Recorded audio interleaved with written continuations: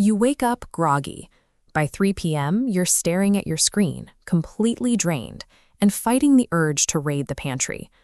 Most people respond by pouring another cup of coffee, cracking an energy drink, or beginning a restrictive diet to manage the weight gain. But the exhaustion and the cravings persist. These interventions often fail because they target secondary symptoms rather than the underlying biological requirement, water. The human body routinely masks its true physical needs behind false, overlapping signals, a process of biological misdirection.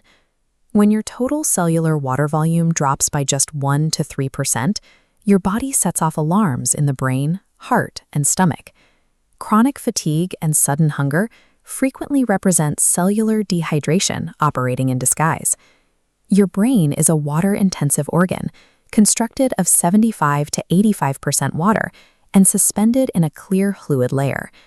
This compares a hydrated neural network to a dehydrated one. Without enough water, the brain shrinks, creating wider gaps between connection points. Zooming in, electrolytes, sodium, potassium, magnesium, fail to bridge these expanded gaps. These mechanical failures trigger error cascades manifesting as anxiety and memory impairment. The inability to focus on a screen suggests a localized drought is disrupting the brain's electrical grid. The effects move quickly from the head to the chest. This often presents as feeling winded just carrying groceries or climbing a short flight of stairs. Human blood is roughly 90% water. Operating at a water deficit physically alters blood viscosity.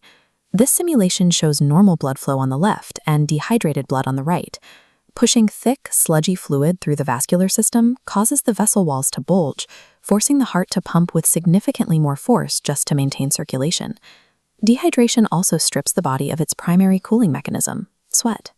Without that coolant, the internal system rapidly overheats, triggering muscle cramps as the body attempts to force a stop in movement. Sudden physical exhaustion reflects the mechanical strain of forcing the heart to pump a thickened cardiovascular system. The psychological battle then shifts to the digestive system, often appearing as intense cravings for midday junk food. The hypothalamus regulates both hunger and thirst, and frequently crosses its internal communication wires. It misinterprets the biological alarm for dehydration as a hunger cue. Look at this thermal outline of the stomach. When you drink a glass of cold water, the body immediately expends metabolic energy, shown by these red arrows, to heat that fluid to your core temperature. This process is called thermogenesis. Water acts as a natural satiator when consumed before a meal, filling volume to prevent overeating. It also provides the lubrication needed to keep the digestive tract moving and flush metabolic waste. Treating a cellular drought with a sugary snack leaves the dehydration unaddressed, while burdening the metabolic system with additional work.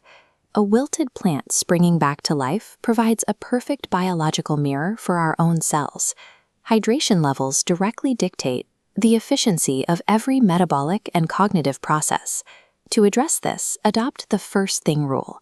Consuming 16 ounces of water immediately upon waking breaks the 8-hour overnight biological drought before the day begins. Follow the sip, don't chug protocol. Drinking massive amounts of water in a single sitting primarily flushes the kidneys. Gradual, spaced-out sips optimize actual cellular absorption. You can also hydrate through your diet.